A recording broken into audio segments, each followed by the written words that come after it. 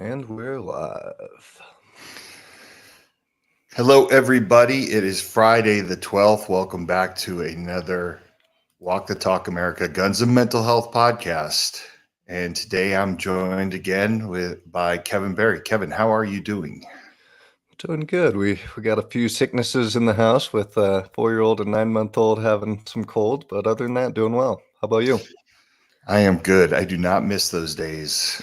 I do not miss those days at all, man. I have a 16 and 18-year-old, and the only time I know when they're sick is when they need something from me.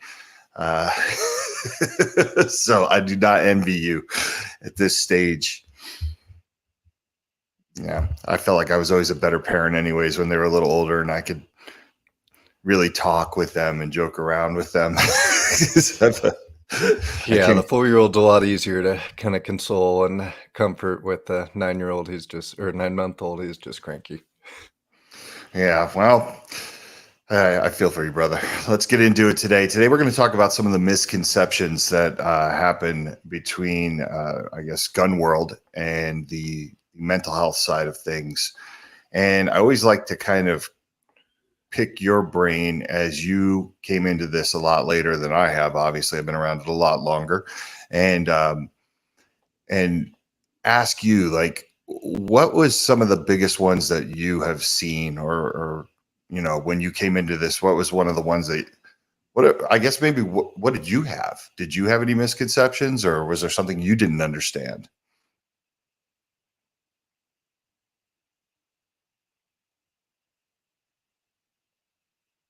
Nobody talks about Fight Club unless you're in Fight Club. Not until I started working with Walk the Talk, and friends would ask, "Oh, what are your clients?" And then I found out 6 of my 8 groomsmen, all firearm owners, but we never talked about that until that thing. So those conversations, and you just don't know how many gun owners are around you, and it's a normal thing until you kind of, I don't know, step behind the curtain and have that conversation.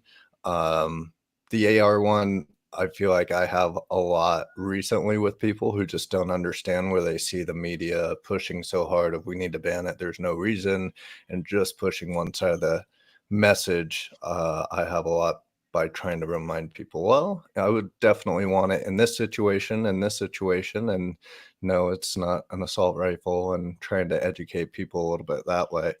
But number one is the prevalence of it when I first came in, and then now going through red flag laws, and there's a bunch of different stuff. But Yeah, well, there's a lot to unpack there. Let's start with the number of firearms that are actually out there.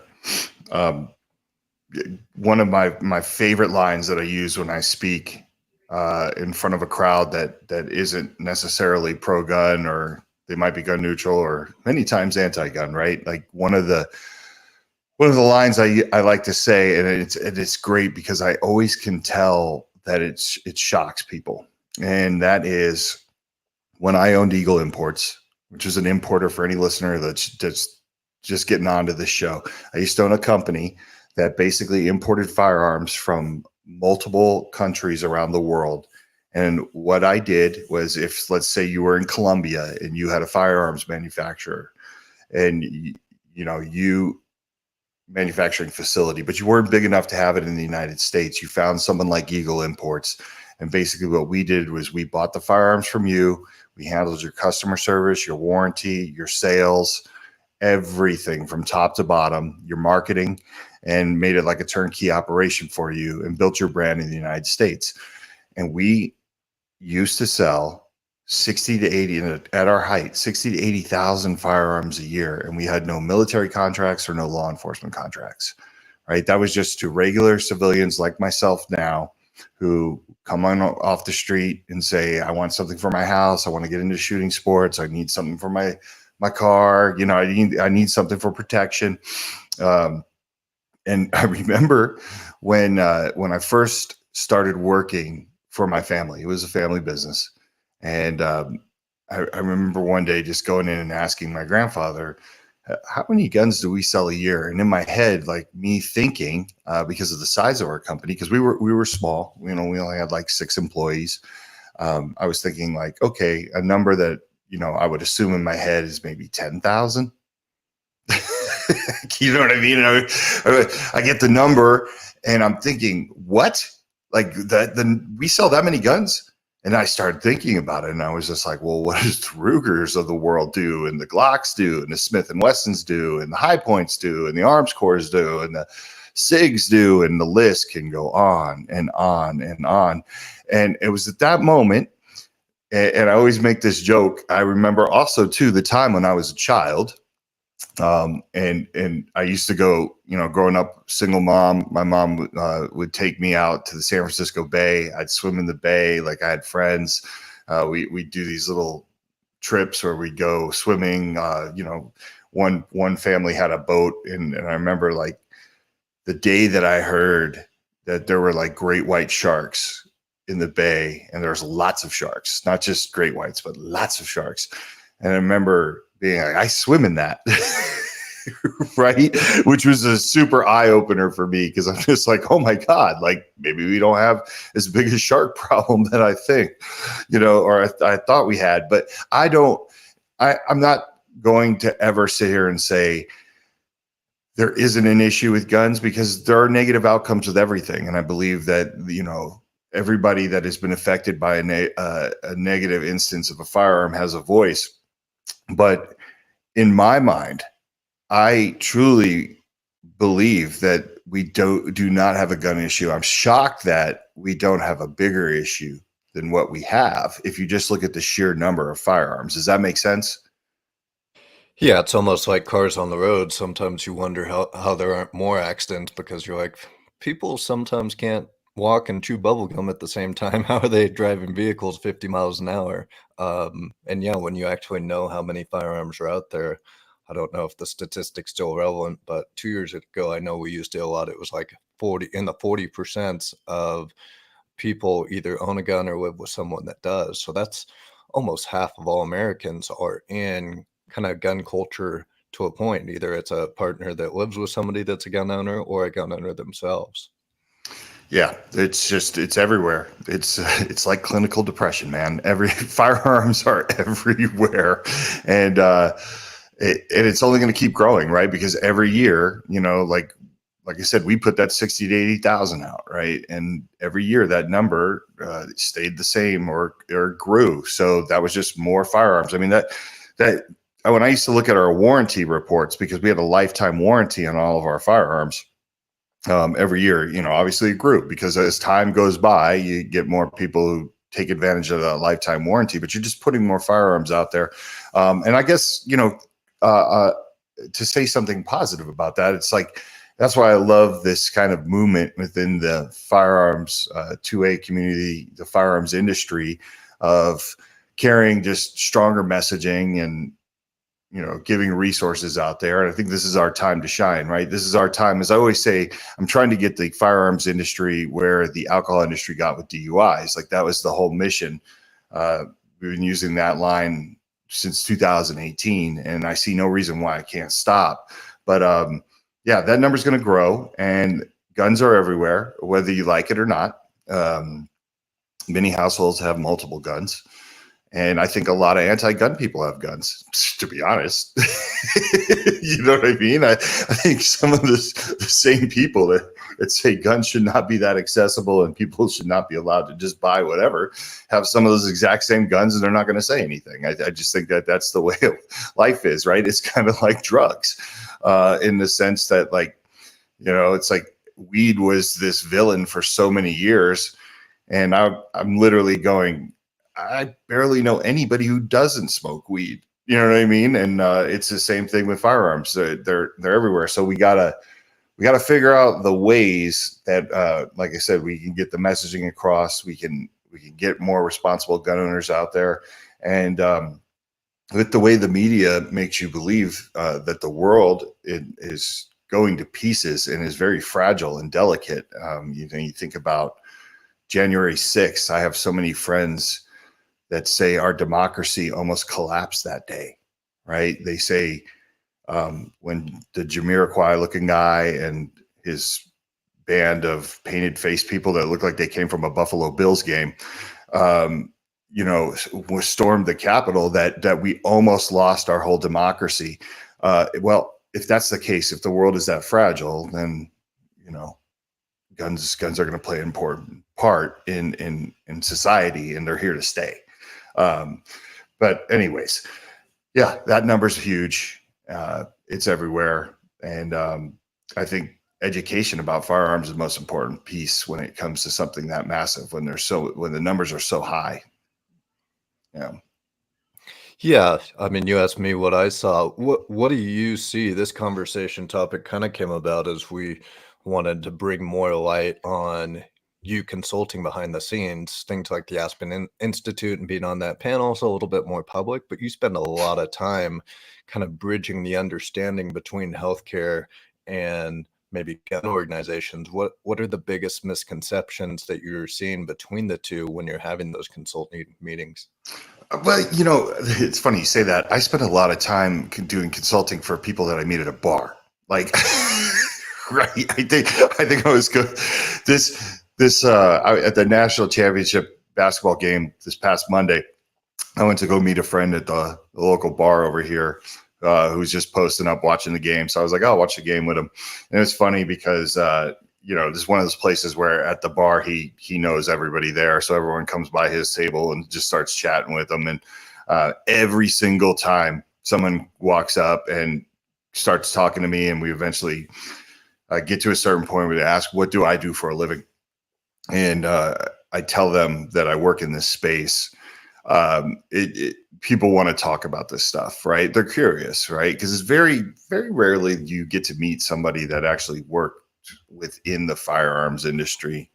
A lot of people have opinions on firearms, but not a lot of people have actually worked in the industry. It's a very small industry, and you rarely meet executives that worked at these companies or people that have a real understanding of firearms culture. So I think, you know, that's part of the consulting process, right? That's part of the educating process. And to me, like, some of the biggest misconceptions, I would say one of them is that firearms owners do not care. They just want to arm everybody.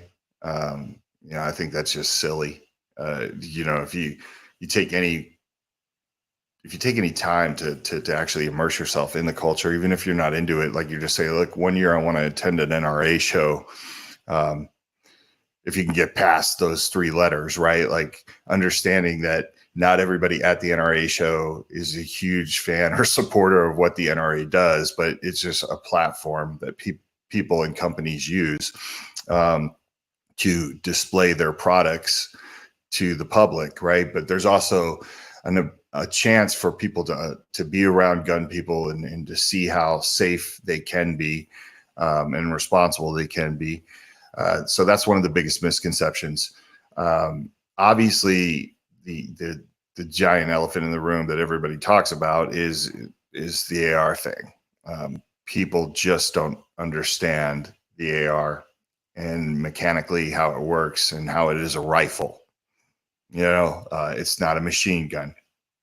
You know, when I was talking about last Monday, I ended up talking to somebody who was picking my brain about the AR thing, and obviously they had only seen the sound bites from TV because they said that it's the most deadly weapon.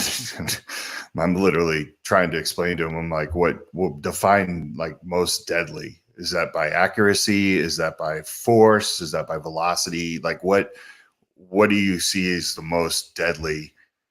And then obviously, you know, I'm just pointing out little anecdotal stories that kind of show him that all firearms are deadly when used for death or used incorrectly or irresponsibly.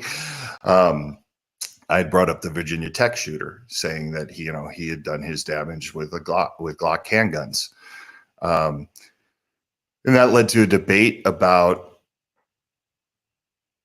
kind of how evil, when it presents itself, will evolve to get more proficient, right?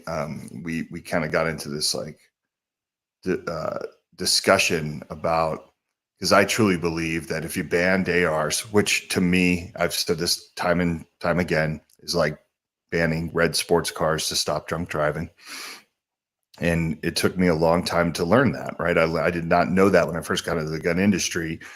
I didn't truly understand, because no one had ever really explained it to me in a proper way. You know, they'd always just say like, well, they're all semi-automatics, right? Like, okay, yes, now I know what that means. But when I was green and I came into the industry, that didn't mean anything to me. You know, and that's why I'm always very patient when I try to explain these things to people, and show them, like when I had Debbie Plotnick from Mental Health America, like at the SHOT Show, right? And I was able to walk her around and show her regular rifles that don't look scary, and then, you know, AR platforms, and kind of talk about these things like, hey, this is painted black and it looks like the gun Rambo used, but functionality wise, it's the exact same thing.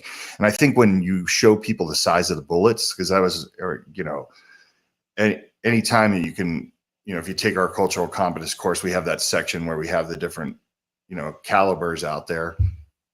You know, when you're looking at a 50 cal, right, and then you're looking at 223, I mean, I think it's an obvious choice of what looks more deadlier, right? One of them looks like it'll just obliterate you, and the other one is like that, right? But when you're shooting at any target, all firearms are deadly. A small 22 could easily kill you.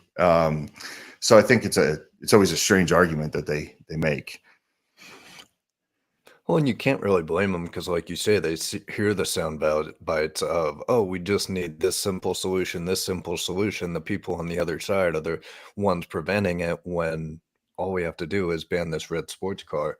Um, it's hard. I feel for him. A lot of people I know that don't really understand, and then they get their eyes open. They're like, oh, this isn't as simple as just we'll ban this, and then we're going to be in a better place. And like you said earlier, everybody wants to prevent mass shootings and wants to prevent um, these kind of negative outcomes with firearms, but we just disagree on how to do it. And some of it is disagreeing on with all the information, but a lot of it's just one side of the argument and not even hearing like red flag laws. You get a lot of people, they're like, oh, I never thought of it, because when they hear red flag laws, it's presented in the best case possible with perfect use and what could be stopping something horrific, but they don't even hear the other side about unintended consequences of it.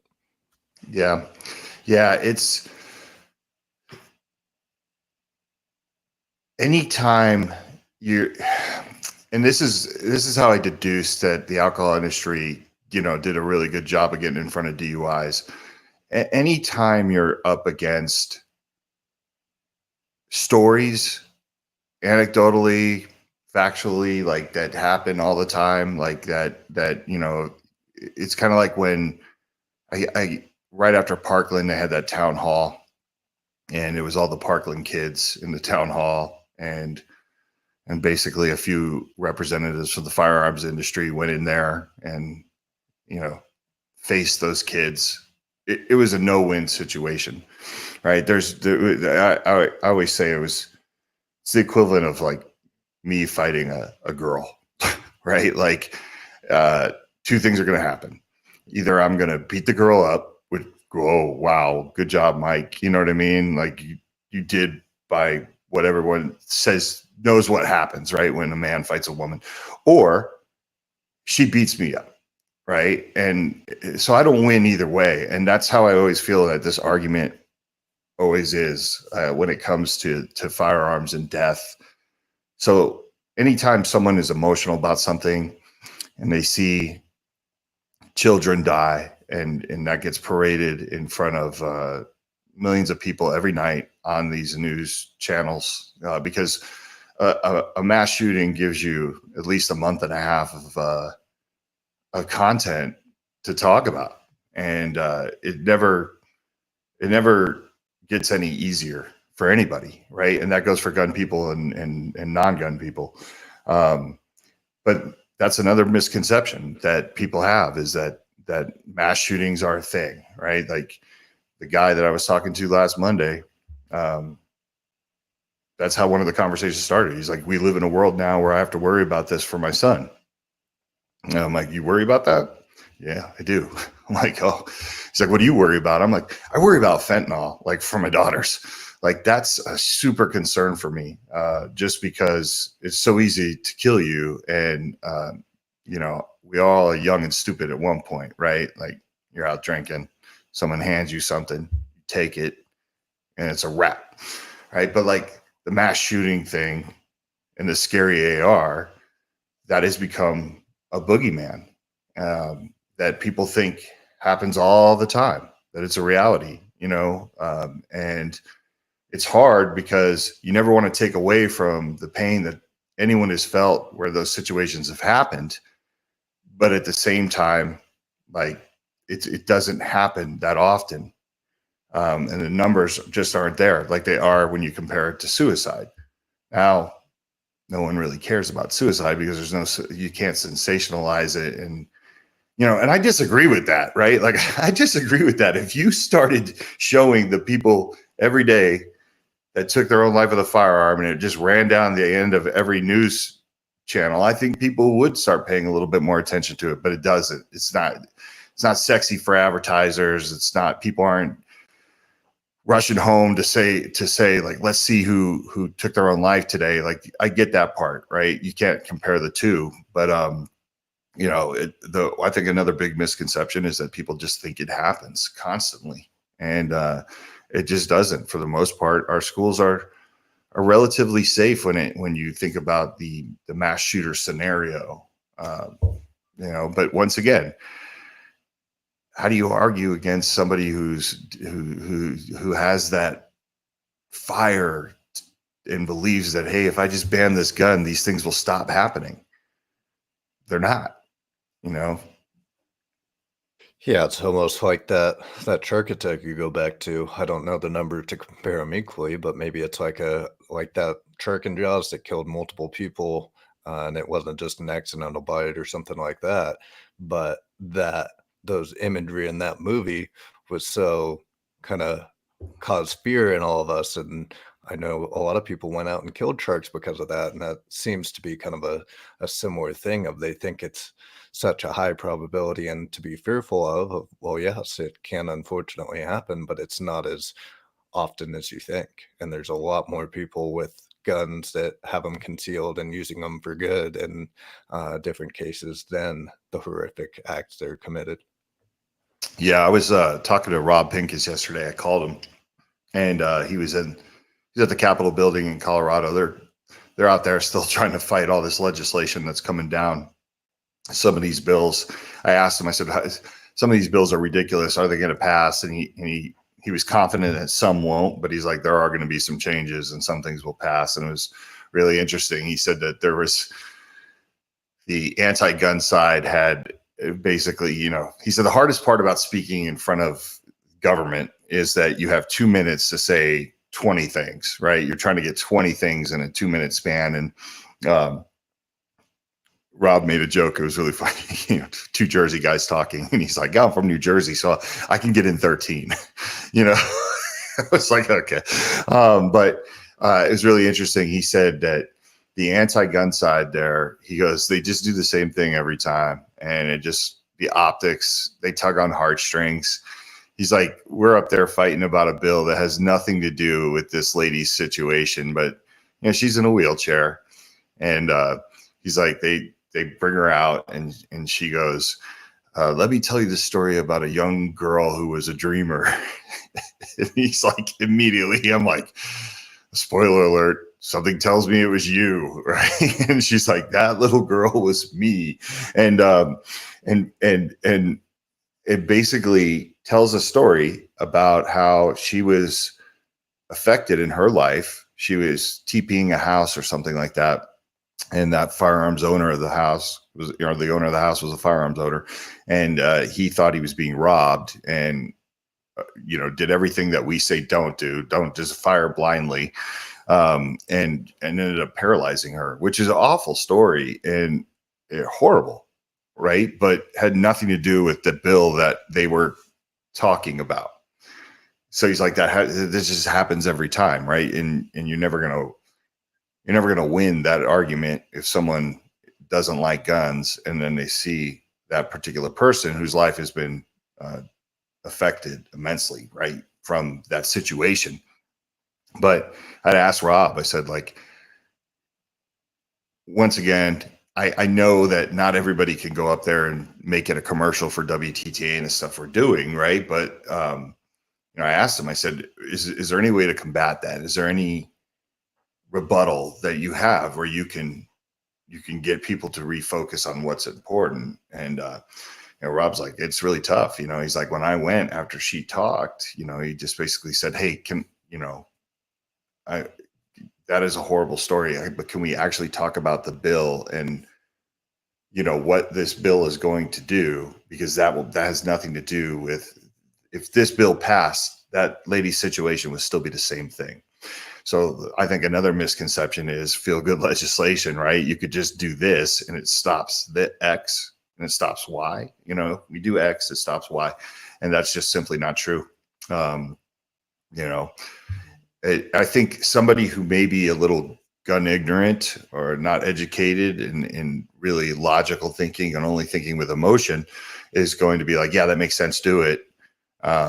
But once again, I think we're here to try to always bring people back to, you have to, if you really want to stop this, you have to tailor the solution to the actual individual problem, the bucket, right? And gun violence has different buckets, whether it's inner city violence, suicide.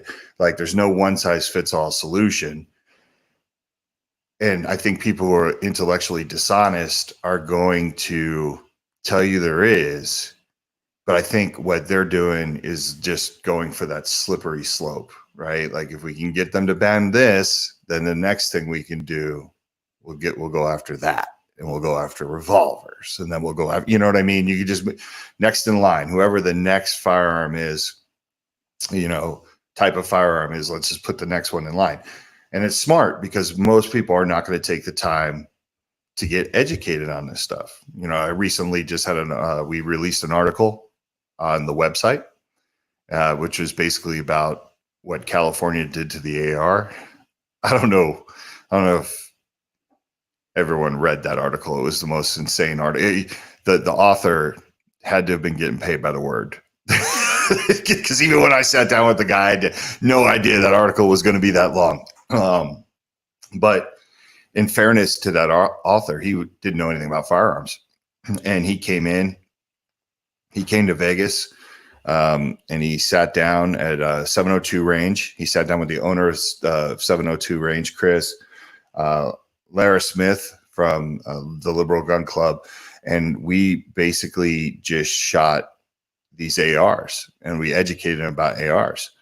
And at one point, and I love that he put this in the article, he actually printed this. I gave him a compliment. I said, not a lot of people will do what you're doing, right? They won't dive in with an open mind and take the time to learn and study and hear what we're saying and actually shoot the firearms. And he said that, could this be true? Like, he actually puts that in the article. Well, let's find out. I reached out to, all these different people that were for banning ARs, and none of them responded to him. Right. And I think low key that looks good on us. Right. I think it's a horrible look for everybody else, because once you're educated in it, there's no coming back. Like, you can't make up stuff. You just can't. Yeah, and that almost seems the counter to how do you win those fights. Once it's out legislation, it's almost like what we say with before stage 4. Everybody's at stage 4 when they're at those hearings and they're ready for something to be done because they've been hearing the one side over and over and over again. Their emotions are so high, they're just ready for what they believe based off their information to be passed, and they don't really care what Rob or whoever has to say.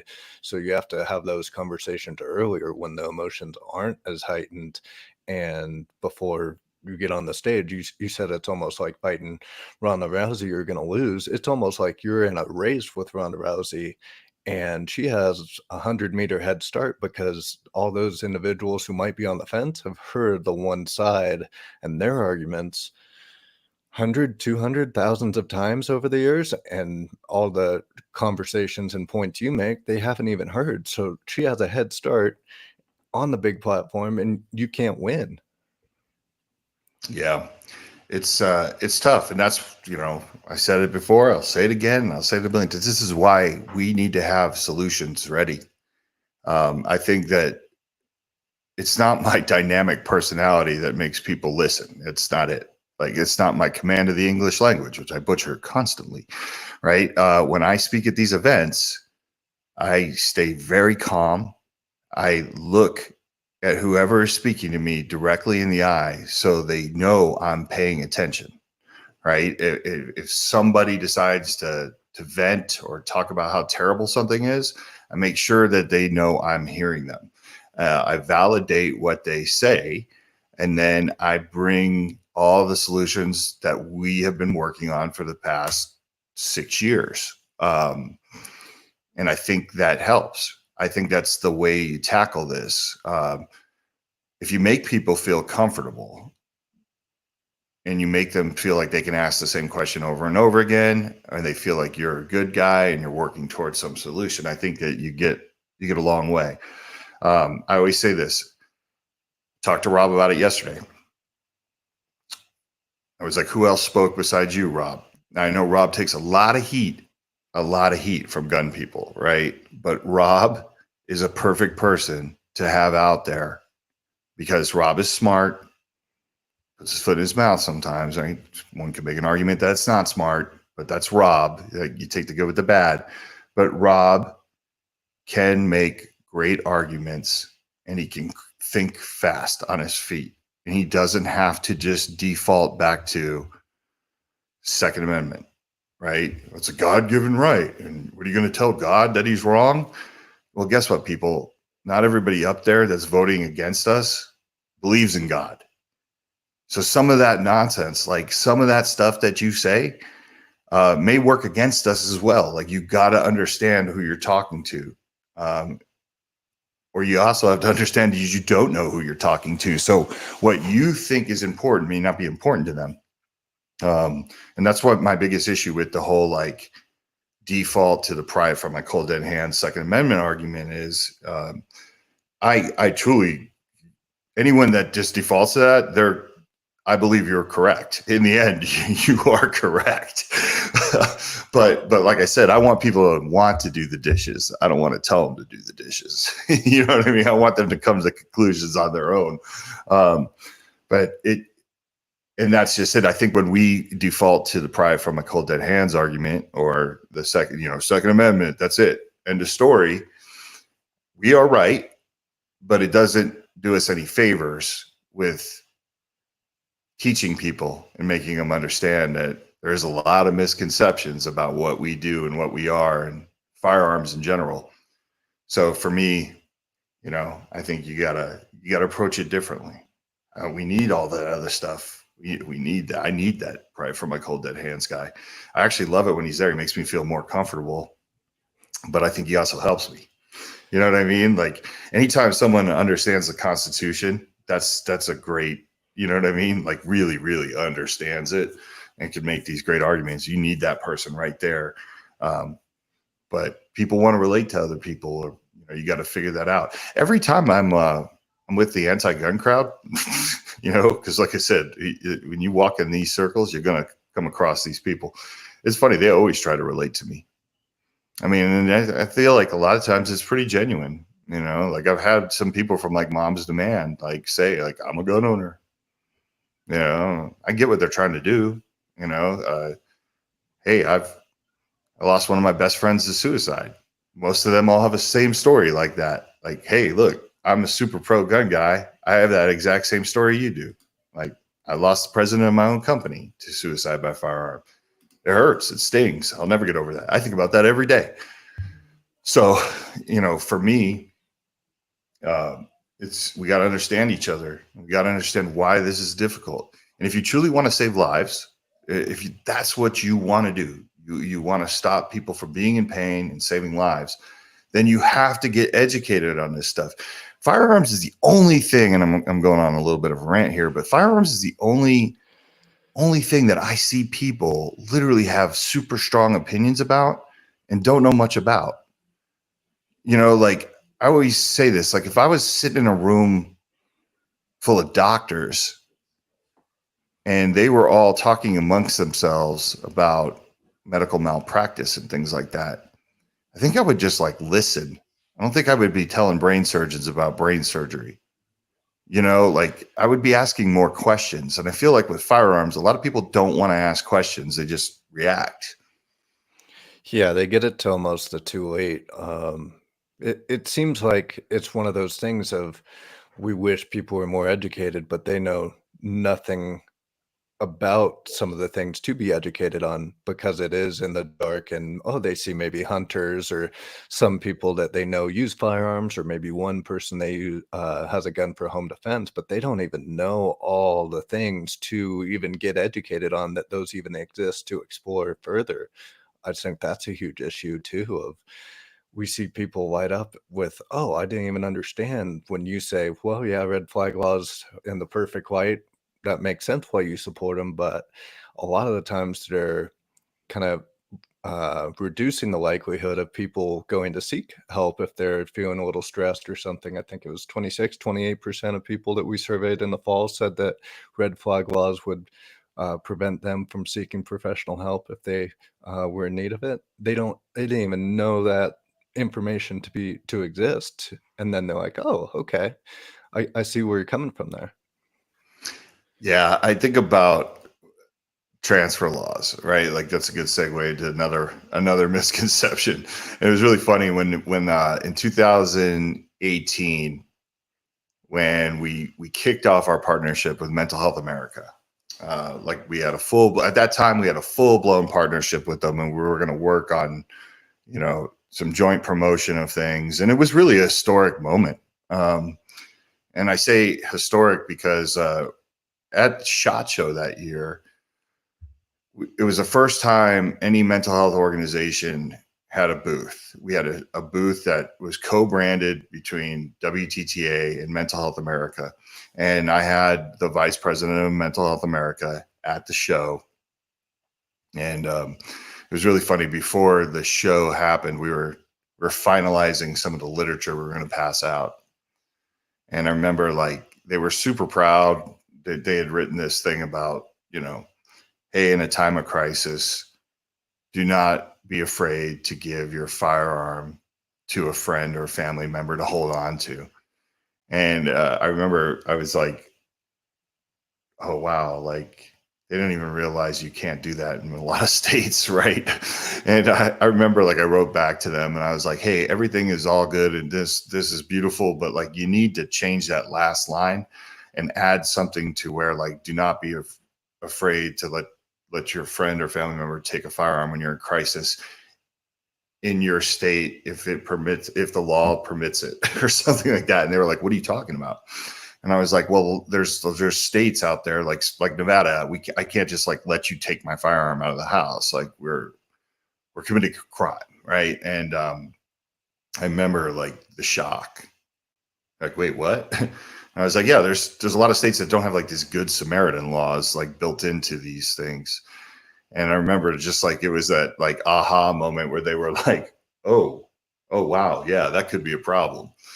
And that was a real life. We worked through that together, like in real time, right? Like them coming to the conclusion that like, oh yeah, some of these gun laws could be goofy. But that goes back to like what we always say.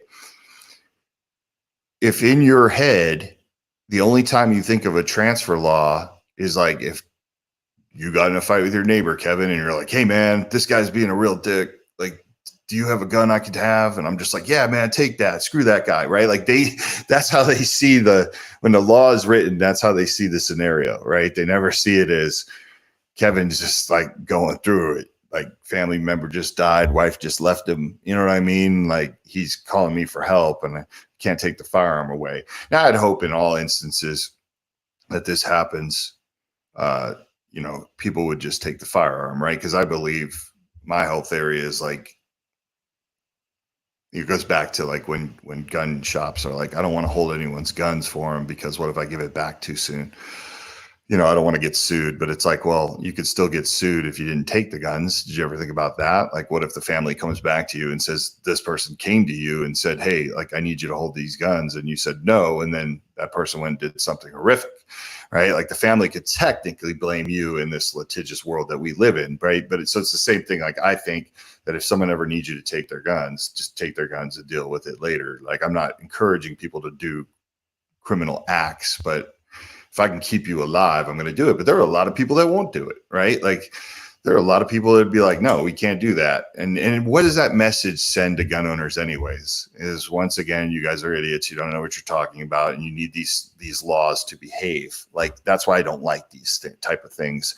And when you write these dumb laws, or you write them that where they don't have good Samaritan clauses, once again, I think you're just being, disingenuous. Like, I don't like it.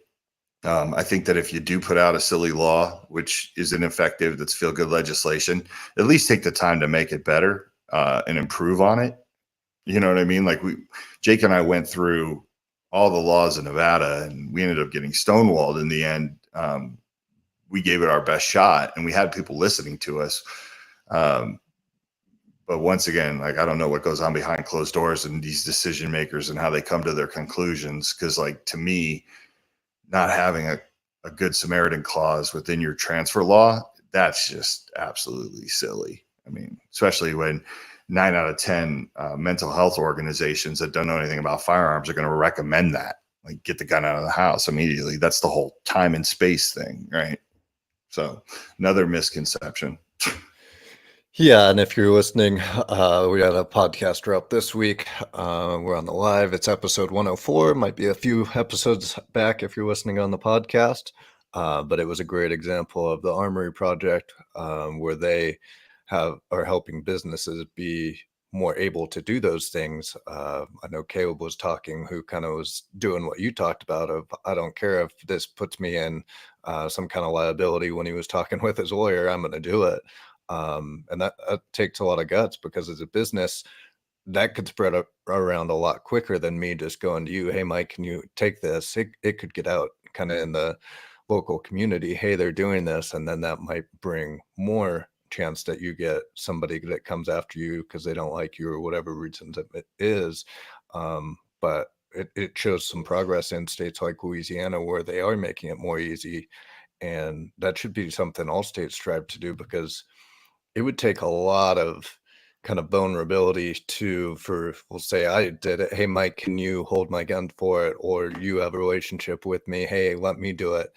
That would take a lot of kind of closeness, and that doesn't always happen in the perfect thing. We always talk about the perfect light, but if businesses were able to do it, like gun ranges or whatnot, and broadcast that ability, I think it'd be a lot more used.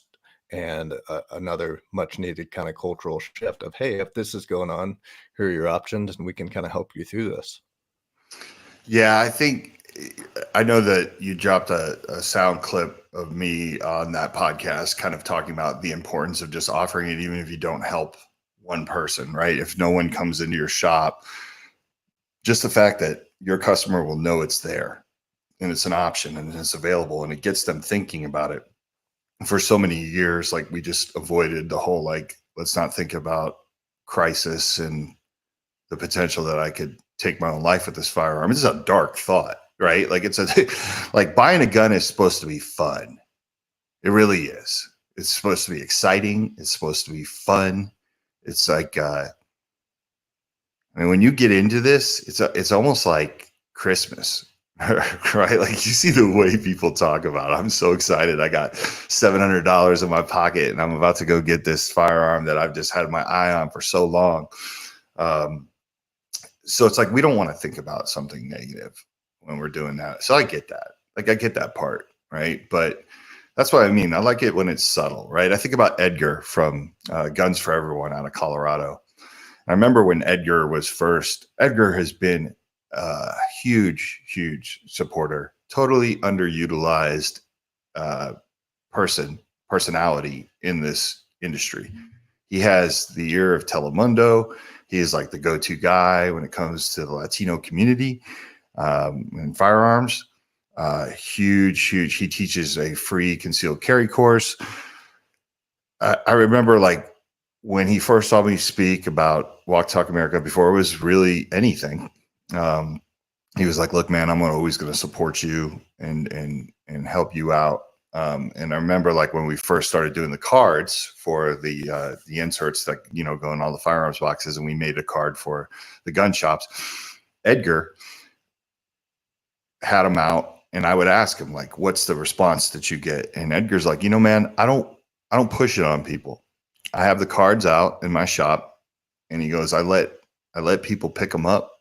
And he goes, "If they want to talk to me about it, they talk to me about it." He goes, "If they don't, I see them sometimes they'll pick it up, look at it, put it back down." And he goes, "And then other times I see people pick it up, they put it in their purse, or they put it in their backpack, or they put it in their pocket." Right. And in my head, that's worth everything. Right. Because it's like Edgar's telling you through that flyer that it's okay to think about it and have it in the back of your mind. But he's also not ruining your Christmas, right? He's not Debbie Downer, right? He's not, "Hey, you're buying this, let's talk about suicide," right? Like, I think like you could do that, right? Like you could just be like, and that's why we have that video that, Kevin and I have been going through the website and we're cleaning things up, and we're trying to tell this story a little bit better because we haven't had an overhaul on the website in a while. And there is a video on there of me and Rob Pincus role playing, right? And Rob is playing a guy behind the counter, and I'm playing a guy who's buying a gun. And, we're talking about, is that, should we have that video on there? I like the video just because of the way that we presented it. It's almost kind of like, "Hey, you bought this gun, da, da, da, da. Just so you know, you can take this, you can come back here anytime you have a situation. We'll hold on to your guns for you, da, da, da, da." And Rob goes through the thing, and people can go check it out on the website if they want to. But that's why I like it. I like it because it's like we're not forcing this stuff down anyone's throat. You're keeping it real casual and basically just planting those seeds. And back to the clip that we're talking about that went up this week for this week's episode that was released. That's what I was saying. Like, you just offering it as a gun shop owner, you just offering that piece as the firearms instructor, like just bringing it up and saying it's okay, and this is something as gun people we have to circle the wagons around and let you know exists. That man, that's so important.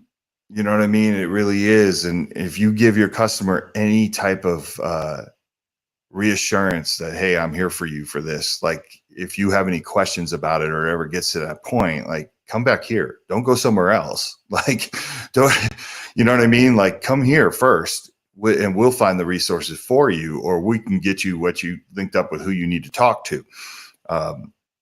Don't worry about having to go call these people over there and lie to them and tell them you don't own guns, or lie to them and tell them it's not as bad as it is because you're afraid that a red flag will be enacted or someone will take something away from you. Come here first, and then we'll go. I think that that's super important. And once again, it's reassuring your customer that this isn't just transactional. Like, anyone can sell you a gun. I care about you. I want you to be mentally healthy. I want your business. I want your friendship. Because let's face it, gun shops, relationships are made there, whether you like it or not, right? People go in there and hang out. I've said this many times before. I used to call it the white man's barbershop back in the day. Now it's everybody's barbershop, right? With all the different groups of people that have gotten into shooting sports. Everybody's hanging out there now. It's like a barbershop. People just go in there to window shop and talk about what's coming out, talk about what that shop can get. It is a place to go and socialize. And that's why you're now seeing more ranges, have restaurants in them. Some of them have bars. Some of them have activities for the kids. Like, it's evolving into a whole experience. So I think that's just an important piece to offer that to your customer.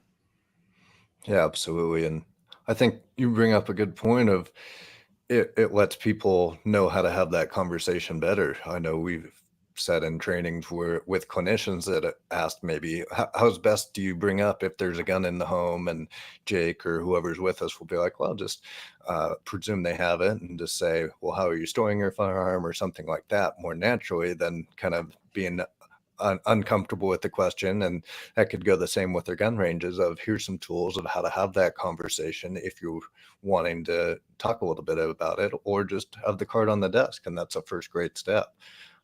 So that's great. I want us to shift a little. We've spent 50 minutes kind of talking more on one side misconceptions, but what misconceptions does maybe the gun community and gun industry have about maybe the healthcare organizations that you're working with? We spent 50 minutes because they're always coming after us. Absolutely. We planned that. We knew we needed at least 50 and probably another podcast more.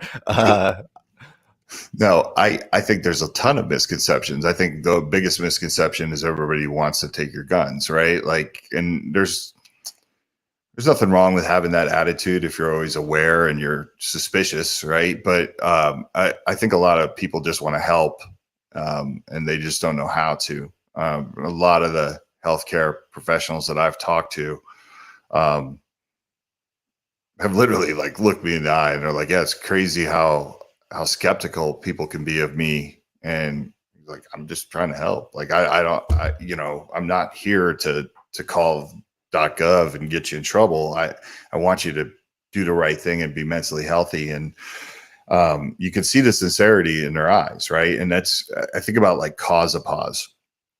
When we talk about cause a pause in our classes, or when I'm talking to people and I bring up cause a pause, that's one of the campaigns that gets so much love from people, because they're like, oh, that's a perfect way for me to like break the ice about the firearm, right?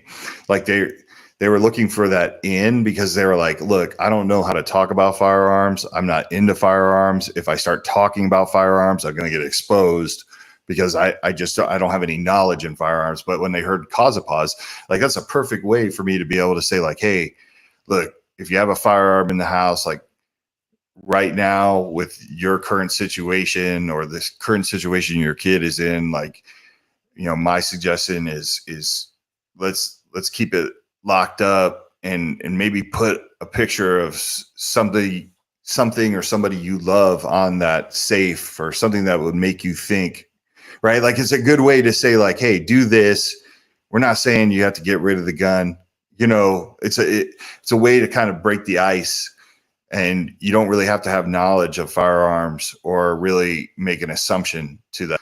You know, just say, I'd prefer it if you know, your kid loves baseball, right? Like, let's put some pictures on the safe or something, you know what I mean? Whatever it is, like, that gets you to make that pause. So I think one of the biggest misconceptions is even people that don't like guns want to take your guns or get your guns away from you. And that's not always true. I think another big misconception is people aren't going to take the time to learn, right? Like, they will.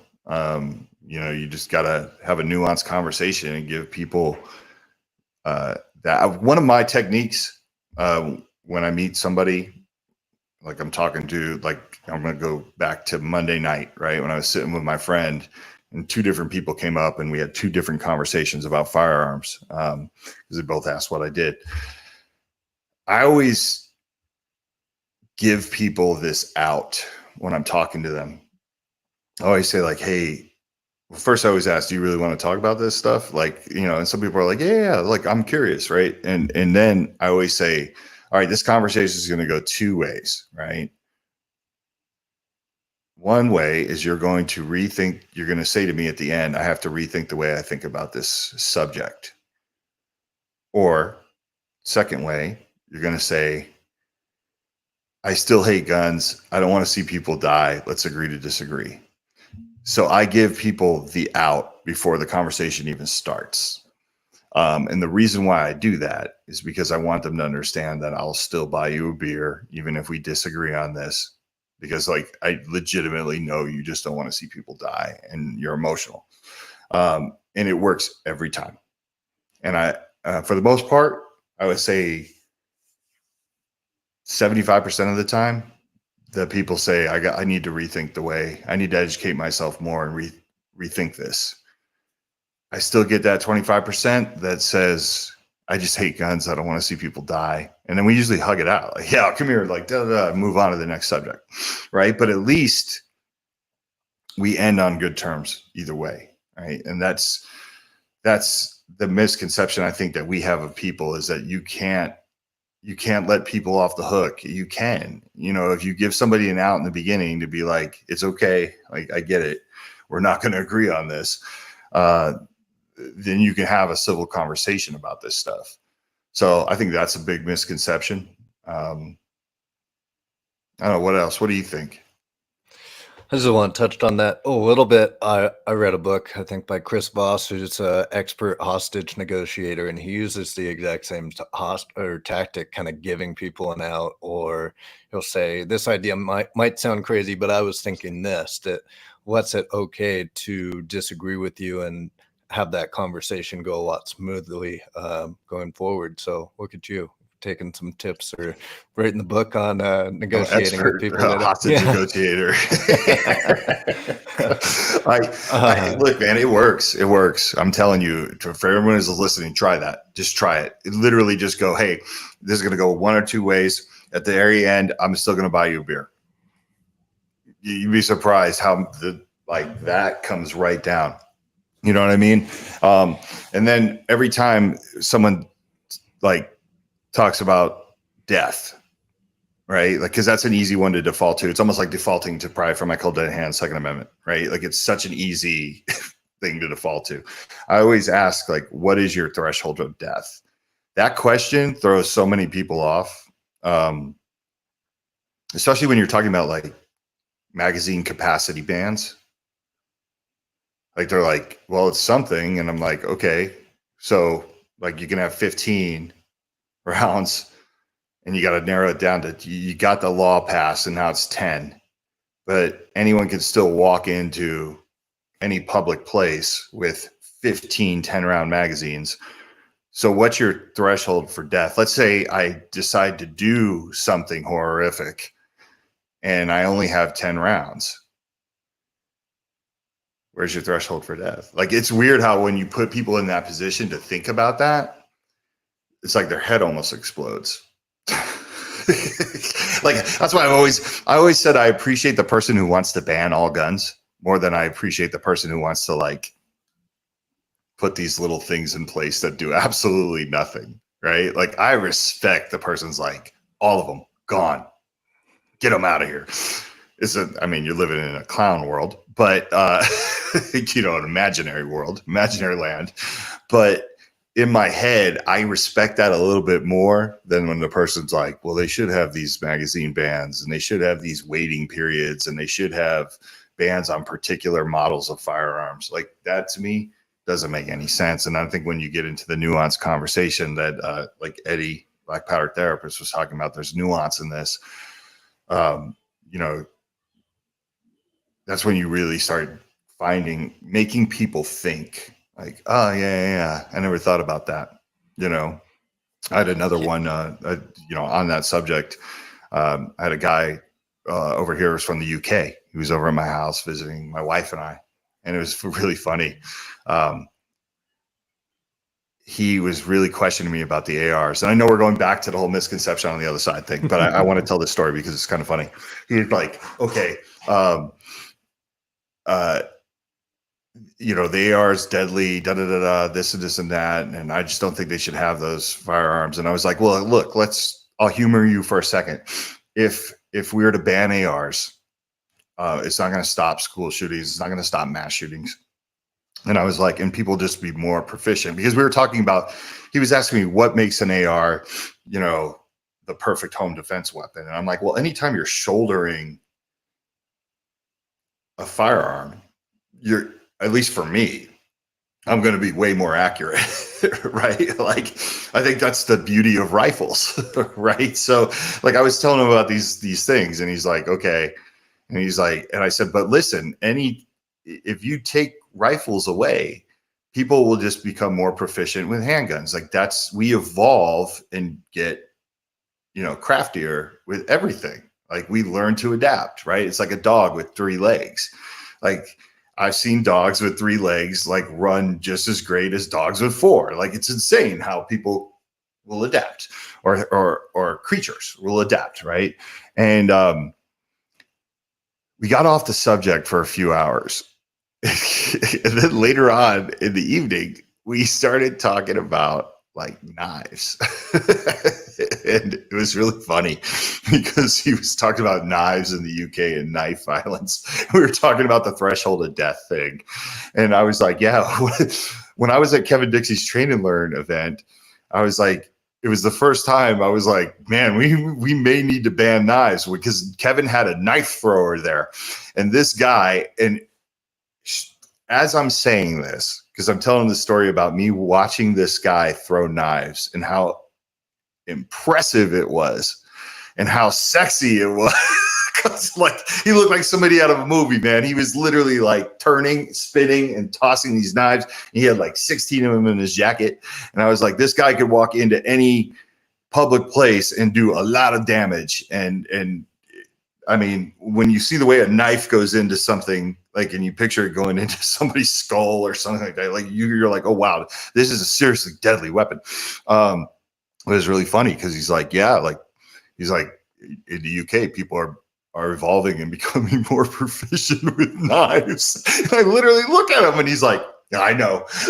Like he literally validated my argument just with knives. You know what I mean? Like, cause he's like, yeah, the people learn to throw them and people learn to do this. And I'm like, see, we could do that all day. But anyways, I wanted to share that story because it was really funny. And that goes back to when you can have a nuanced conversation with somebody and you're not at each other's throats, how he gave me a look of, oh my God, I just did that. Now I get what you're saying.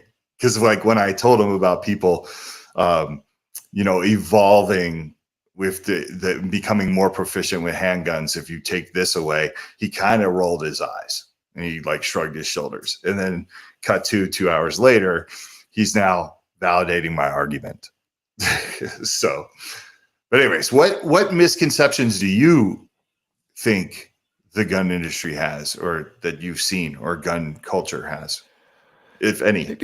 Maybe it's the collaboration or the work that healthcare communities are doing, because a lot of them, props to them bringing you on. You're not some echo chamber voice that all their people are easily going to agree with, and listening to your thoughts. And I think that's a huge step of better understanding things that they don't fully understand. You talked about get better educated on things that they don't understand, and a lot of them are doing that. And I know we talked about it in the videos we were making yesterday for the new content that we're going to be creating, but you give a lot of organizations hope because they are out there maybe doing it, going to gun shops, trying to provide resources, and they're getting stonewalled. And then they hear you have those same experiences. They're like, oh, it's not just an us thing. I mean, you and I know Walk the Talk America's post got a little bit more traction with $10 in ad budget this week. And people are all talking about how emotions don't exist, and everybody's pushing back against Walk the Talk coming from the gun organization, but it's around mental health. So we understand that it's a challenge to have those conversations, and it's a grind. Yeah, I got to tell that story. That was the most hysterical. So for the listeners out there, there's a reason why I stay away from social media and I stay out of the comments section, because I'm a loser. I am a troll, and I can't just ignore it. Like Jake has such a great ability sometimes to ignore like people when it gets hot. And I'm like, I'm staying here for a while. I'm camping out. When I was the president of Eagle Imports, and like someone would say something that was completely false, like in a thread or a comment section, I sometimes would stay in the pocket way too long. And then what happens is, because I live for sarcasm and humor, I start talking like an executive shouldn't, or someone who's in charge of Walk the Talk America shouldn't. And so this gentleman, like, of course, just completely reacted to one of our posts, and he said mental health is not real. And of course, like, I had to get in there and we start mixing it up, and then it starts becoming ugly. Right. It is playing out in front of everybody because I had people texting me. They're like, dude, what's that guy's problem? And I'm like, I have no idea. I'm like, but I'm just not going to let him off the hook. Yeah. And he is saying that I got to make a fake account. I got to have I got to have a troll burner account. But it's hard, Eddie. It's hard because I am who I am. And I just like, it starts off with me saying something and then it just gets worse. And I don't know. It's like, I don't like hiding behind it. But this story has a really cool ending, actually, though. So like, I'm going to get there. But it was really funny because the guy accused me of being a commie, and he's like, worry about your own country. And I'm like, there's a part where I was just like, well, I am from New Jersey, so I do understand that, like, like you think I'm from another country and I'm a communist. But you know, anytime I know I'm winning an argument is when my people who are arguing with me about something default to I'm anti-gun, I'm a liberal, which is such a lazy way of getting out of this, because I'm like, really? And it got to a point where he, like, I said, like, hey, it's really funny. Like, I've armed almost 1 million Americans. Like, how many people have you armed? Like, how many Americans have you armed? And he was like, yeah, right. Clearly, guy, he's not doing any research about me. So like, I don't blame him for that. And I was just like, at this point, I'm just like, okay, this is the chink in the armor. Like, I'm going to attack this. I'm like, hey man, look, I don't know how much money you have in your bank account, but I'm like, let's do a bet. Like, let's like put the money up. Whatever. I'm really trying to convince him now to bet me that I've armed more Americans than him, which is it's easy. It's like Michael Jordan saying to somebody like, I'll play you one-on-one, and the guy not knowing who Michael Jordan is, right? Like, okay. But it gets to this point where I'm like, I need to take this offline, because it's like we're going back and forth. We're junking up this comment section, and our insults are starting to get juvenile. And so I like message him privately. I'm like, hey, troll, are you there? And like, literally, we're going at it. He's saying the most, and keep in mind, I'm laughing at what he's saying about me. And I don't know what he's thinking about what I'm saying, but we're kind of stepping over a line. And it's goofy arguments. Like he's making fun of my tattoos. I'm making fun of his avatar in a photo. I'm telling him that I'm like, dude, you're the king of the comment section. I was like, you're killing them today. Like, you can go upstairs and your mom's probably cooking you meatloaf. You can go tell her that you're killing them today, mom. Like these type of insults. We get to this point where finally he's like, you know what, dude? He's like, you're pretty funny. He's like, most people would have just blocked me by now. I'm like, I don't have a life. So we end up talking like normal people. Like, through all the dumb stuff that was said, we end up like exchanging ideas and stuff. And I literally say to the guy, I said, look, I said some things that were probably a little harsh, and he was like, I did too. And I'm like, I'm just as responsible as you. I didn't have to answer that way. And I was like, look, I know you don't believe in this, but I was like, if you get a moment, and I know it's a big if, I was like, could you please check out the organization? I'm like, I would never block you because we probably agree on a lot. And I'm like, believe it or not, even though I'm from New Jersey and you don't know me, I'm very pro-gun. And I do not believe people should lose their gun rights because of mental health. I think he's just reacting to the whole conditioning that if you see mental health and firearms, it's people trying to take it from you. Like, that's the uphill battle we're going to fight for the rest of our lives with this. But, I said the big if, the ask, and he said, I'll check it out, but I'm not going to promise you anything that I'm going to change my mind about any of this. And I said, well, that's all I'm asking you to do. And we actually ended on good terms. I was like, have a good day, brother. Like, he was just like, yeah. He's like, I wish more people could have conversations like this and move on. And I was like, yeah, dude, this is what it's all about.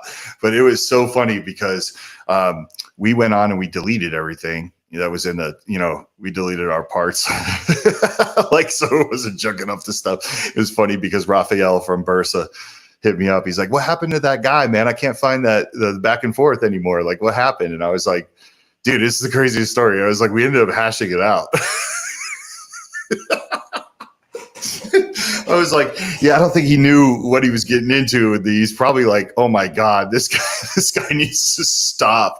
It reminds me of the Gun Collective, right? When Jake and I went to San Jose State to go talk to the students of San Jose State, but the event was put on by Moms Demand Action, and we had made the decision that we were going to get paid to go up there and go speak at this event, and we were not going to let them control the narrative. And what did the Gun Collective do to us? They threw us under the bus, and we didn't mind that they threw us under the bus. We were asking, like John and those guys from the Gun Collective, hey man, just give us a chance to come on your platforms, give us a chance to come on your shows, the YouTube stuff, and explain what we're doing and why we're doing it. And they refused to, right? Which was smart on their part in the sense that, like, they were creating clickbait, right? Like, they were throwing us out to alligator pit, and all the alligators and everybody was just tearing us apart. But what they didn't realize was that I can be a troll too, and I have no life, and that I will literally answer every single person in the comment section. And that opportunity that they gave us, and they did not do it intentionally, right? They did not do it intentionally. There is no way that John and those guys thought Mike's going to answer everybody that says something negative. And I wasn't going to be a dick about it, right? I was going to go in there and just explain what I was doing. We had so many people that contacted us and apologized, right? Like, in the private messages, they're just like, hey, sorry about that, man. I didn't, I just reacted. I didn't realize what it was at first. I didn't realize what your intentions were. But anyways, yeah, that was my story of last week. And it was just funny. It's just funny how it took about maybe an hour, but I ended up turning somebody into a sort of fan, I think, of what we do. You know what I'm saying? You didn't realize you were couch shopping with your wife. You had lots of comfortable seating options to try out and lots of time on your hands to. That is true, right? Like, cause you called me at one point. I was sitting watching my wife pick out couches, and I told you, right? I was like, I have two choices here. I could either argue with this guy, or I could literally watch my wife shop for couches, which I'm doing already. So I'm passing time. Yeah, I called you twice. I was like, look, this guy's really going after you. And then I'm like, oh, he's not even saying you're American. Just give him alone. He's just trying to troll you and piss you off. And you're like, yeah, I got time. Yeah. And then, hey, I'm from New Jersey, right? Like I said, some of his arguments might have been on point. Brandon made a comment of he finds it helpful that kind of it doesn't matter what you say as long as one person gets it. I think you just kind of gave a lot of testimony of that, of when a post was majority against Walk the Talk, and then even that guy, you turned him.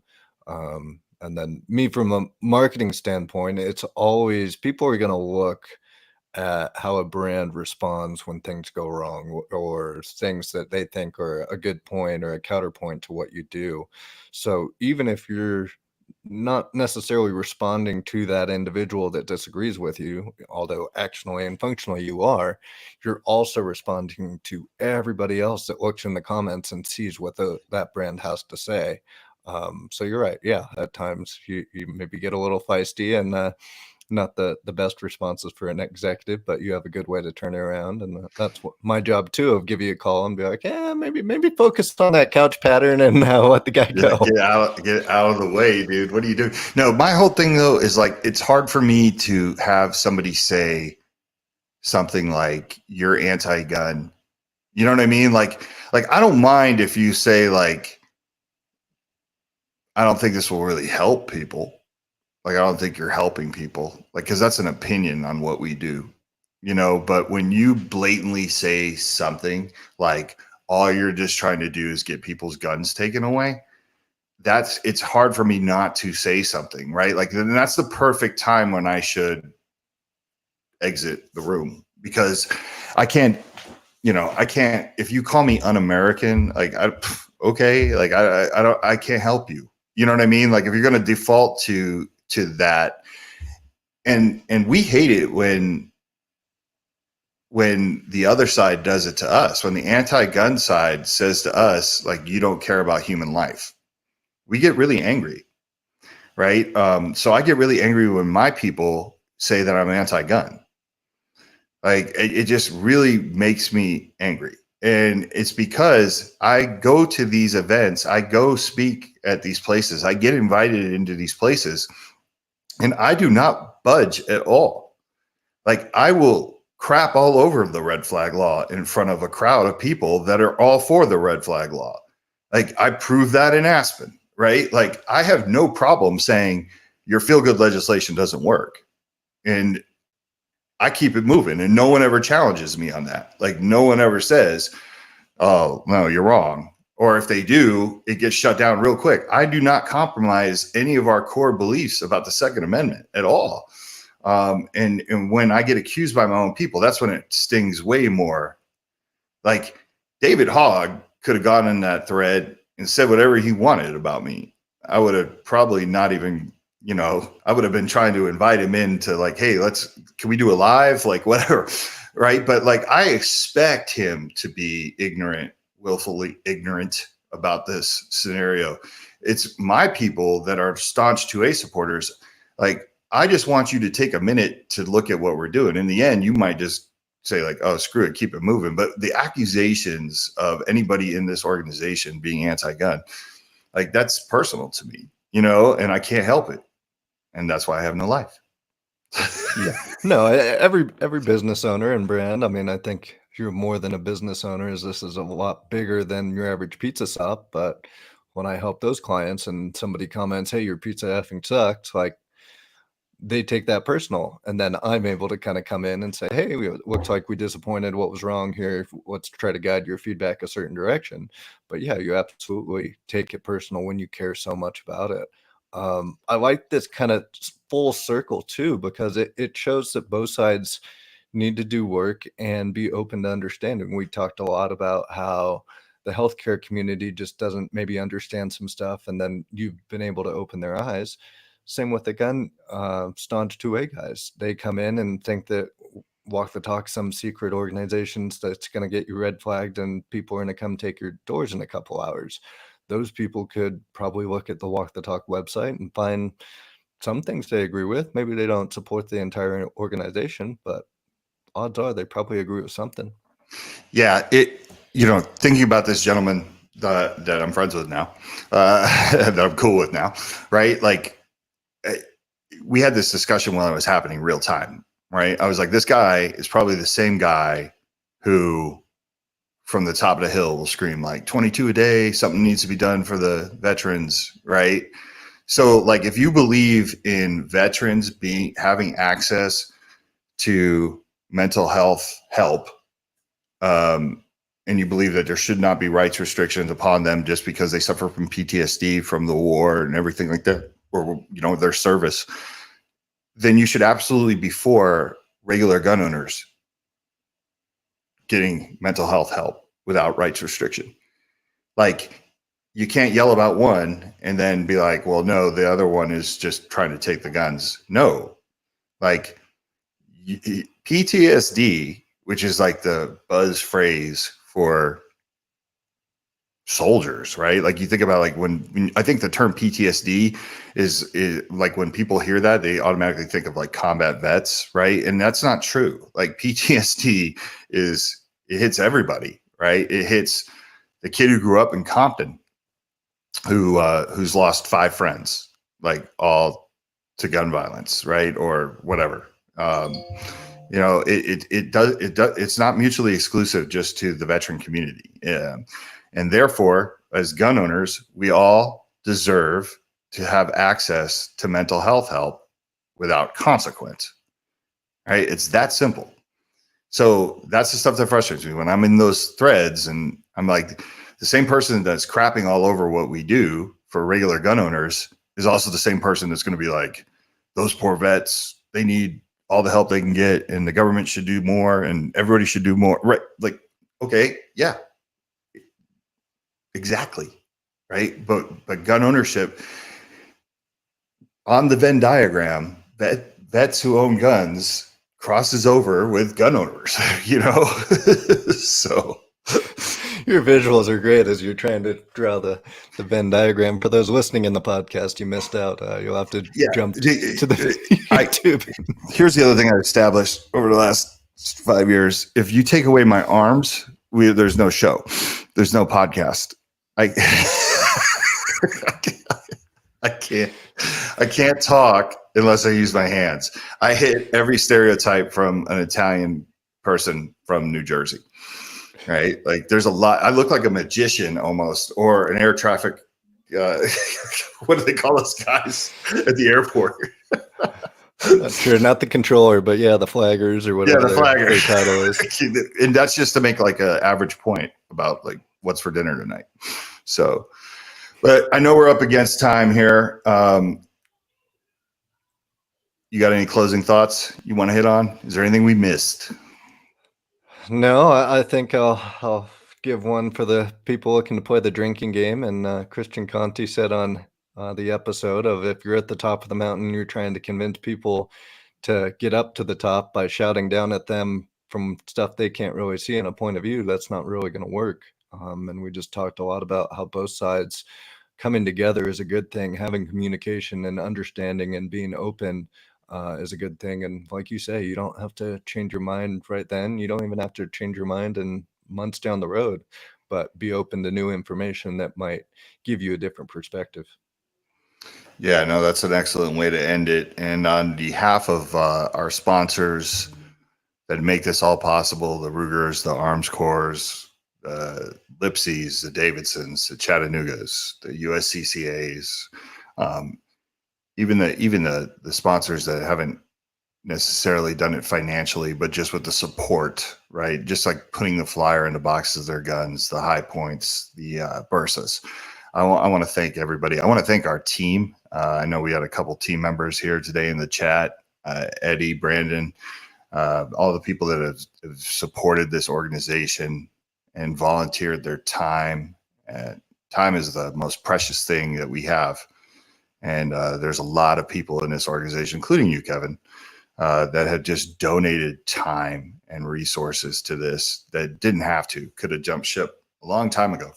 I just want to thank everybody for their support. It means so much to me. 6 years. Like we're going on 6 years, and you've been with me for a long time. And there's many times that I was about to tap out, and thank God I didn't.